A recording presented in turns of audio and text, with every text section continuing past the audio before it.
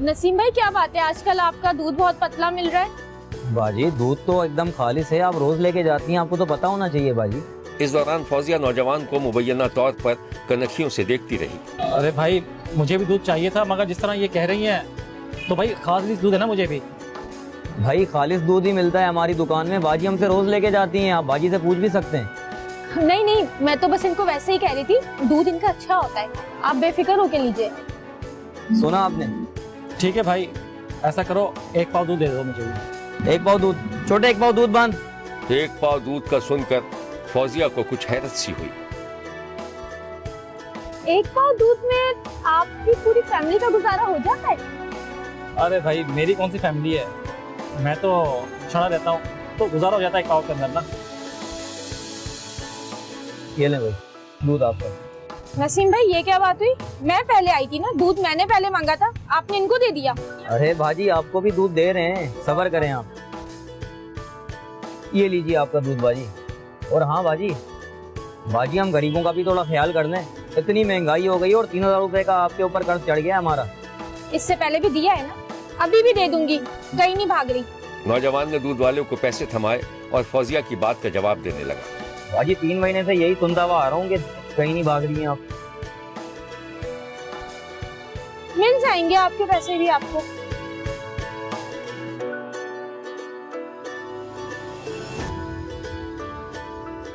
फौजिया और नौजवान जिसका नाम आकाश था दूध लेकर घर की तरफ रवाना हो गए।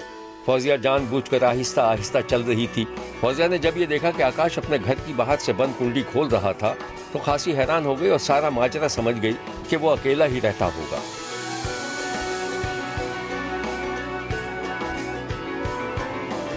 फौजिया भी अपने घर जा चुकी थी। शब्बीर ने देखा कि घर जाकर फौजिया नाश्ता तैयार करने लगी।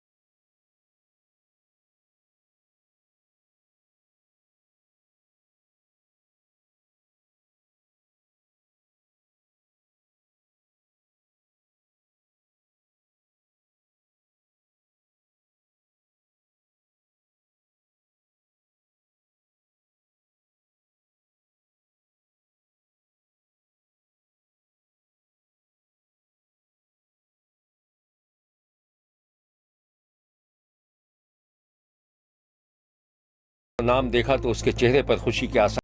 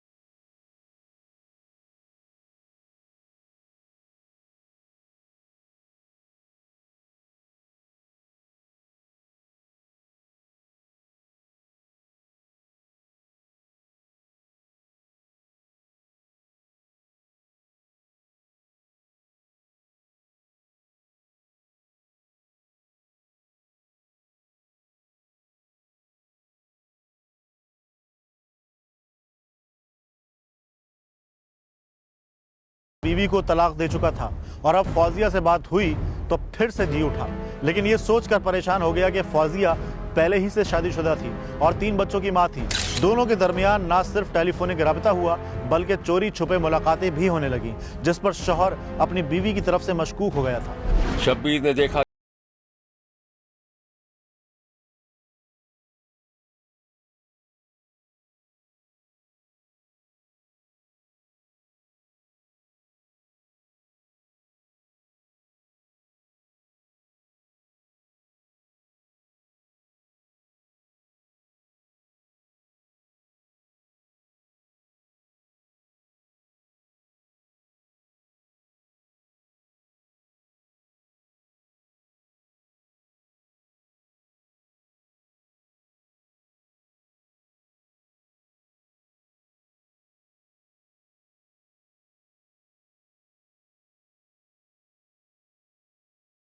लग रहा है कि तुम्हारा किसी से कोई चक्कर चल रहा है।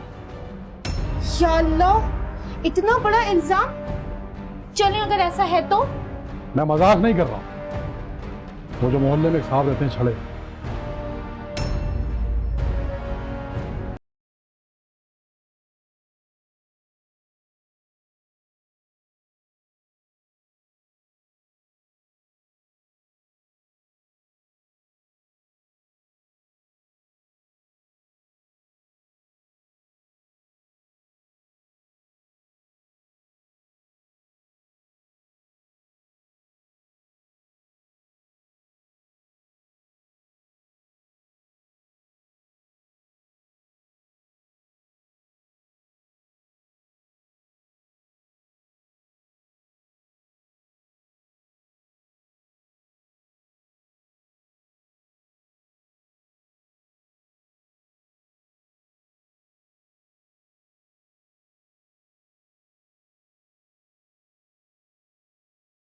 लगा था।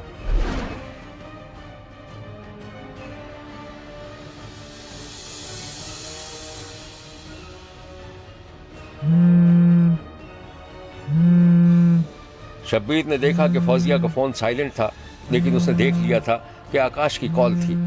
उसने खामोशी से फोन उठाया और वॉशरूम के अंदर चली गई। ये रात का वक्त था। शौहर को शक हुआ और वह उठकर दबे पांव आंगन में आ गया और कान लगाकर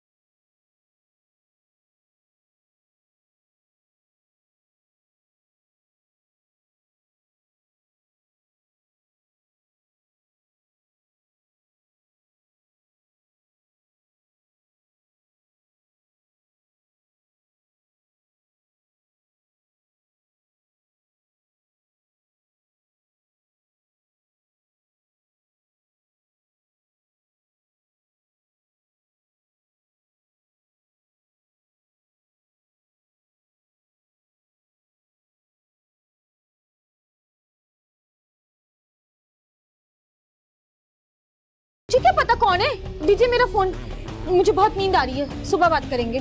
फौजिया ने शौहर से फोन छीनने की कोशिश की, लेकिन शौहर ने जहरीली मुस्कुराहट के साथ खुद ही फौजिया को फोन वापस कर दिया। फौजिया के शौहर पर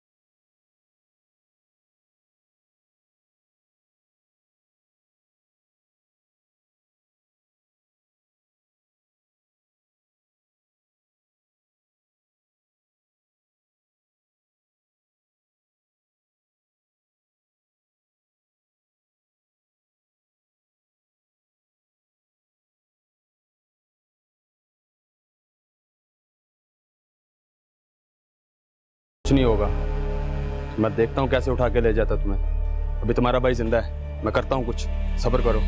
शब्बीर ने यह भी देखा कि फौजिया का भाई अपनी बहन को दिलासा दे रहा था। शब्बीर को मालूम हुआ दोनों बहन भाइयों ने आकाश को डरा धमकाकर मामले को सुलझाने का मंसूबा बनाया था। फौजिया बहाने से आकाश से मिलने गई और पीछे से उसका भाई भी आ गया। उसी दौरान मुबैना तौर पर फौजिया का भाई तैश में आ गया और उसने आकाश को डंडा मारा तो वो नीम जान होकर गिर गया और फिर मुबैना तौर पर फौजिया के भाई ने बोतल तोड़कर शीशे से उसका गला काट दिया। इस हौलनाक वाक़े के बाद पुलिस ने मुलजिम को गिरफ्तार कर लिया था। आकाश नामी लड़का जो उनसे सिस्टर को तंग करता था जी। सिस्टर ने माफ़ी मांगी, उसे वो बाज नहीं आया जी। फिर सिस्टर ने मुझे बताया जी, मैं खानेवाल से आया हूँ, कोशिश की है कि वो एक्सीडेंट से मर जाए, लेकिन वो सिस्टर ने उससे कॉल की है कि अपना हम आपके पास माफ़ी मांगने आ रहे हैं। तो उसके बाद वो कहता नहीं मैं आता हूँ। उसके बाद फिर सिस्टर गई हैं, सिस्टर उसके माफ़ी मांगी है, उसने धमकियाँ दी हैं कि आपके बंदे को कत्ल कर दूंगा और बच्चे को अगवा कर दूंगा। उधर से डंडा उठा के मैंने उसके सिर पे मारा और वो गिर गया। शीशे की जर उठा के गले में काट दिए। गैस की बना पे कत्ल किया। ये है मकतूल की तस्वीर। मकतूल के लवाहिकीन का कहना था कि उनके बेटे को नाहक कत्ल किया गया था। जुमेरात की रात हमें अहले मोहल्ला ने बताया कि आपके घर के दरवाजे खुले हैं और अंदर से आवाज़ नहीं आ रही। जब हम अहले मोहल्ला के साथ और चंद अजीज़ वकारों के साथ गए हैं, हमने अंदर जाके देखा तो आकाश का गला कटा हुआ था और कमरे में उसकी लाश पड़ी थी। हमारे साथ जुल्म हुआ है। हमारा बच्चा किसी ऐसी सरगर्मी में मुलव्वस न था जो मुजरमाना हो, वो शरीफ बच्चा था। हमारे साथ जुल्म हुआ है, हमें इंसाफ चाहिए। पुलिस ने इस केस के बारे में जो कुछ बताया था वो ये है। मोहल्ला गरीबाबाद से कि वहाँ एक आकाश अराई नामी शख्स हैं, उनकी डेड बॉडी उनके घर मिली है। पुलिस की मुद्दत में FIR लॉन्च हुई और apparently with the help of technical evidences जो है और ह्यूमन इंटेलिजेंस की बेस पे अल्हम्दुलिल्लाह सिटी कबीरवाला के थानों ने और हम कंबाइन हमने एफर्ट किया और विद इन फ्यू डेज हमने इस ब्लाइंड मर्डर को ट्रेस किया। इसकी स्टोरी ये है कि जो आकाश नामी शख्स हैं उनका एक रिलेशनशिप था एलिया नामी बीबी के साथ। एलिया फौजिया बीबी थी।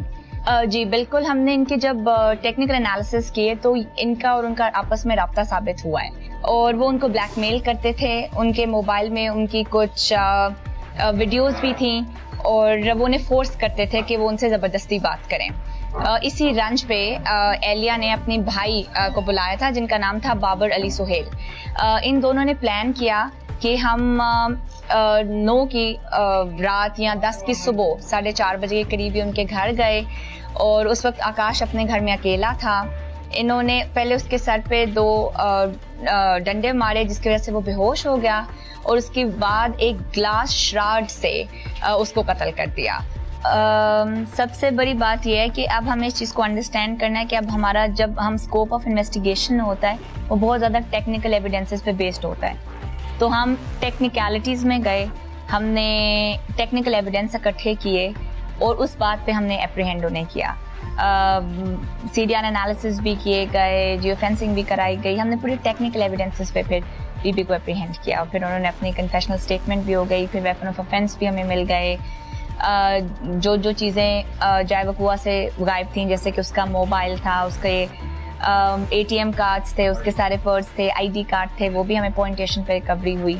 और जो है बीबी वो जुडिशियल हो गई हैं और मुल्जिम हमारे पास मौजूद हैं। शब्बीर ने कबीरवाला में पेश आने वाले इस वाक़े पर अफसोस का इजहार किया है और कहा है कि ताली दोनों हाथों से बजती है। कहीं न कहीं फौजिया से भी इतनी भूल जरूर सरजद हुई थी जिसके बाद इतना बड़ा सानहा पेश आ गया। देखते रहिए, क्योंकि कोई देखे न देखे, शब्बीर तो देखेगा।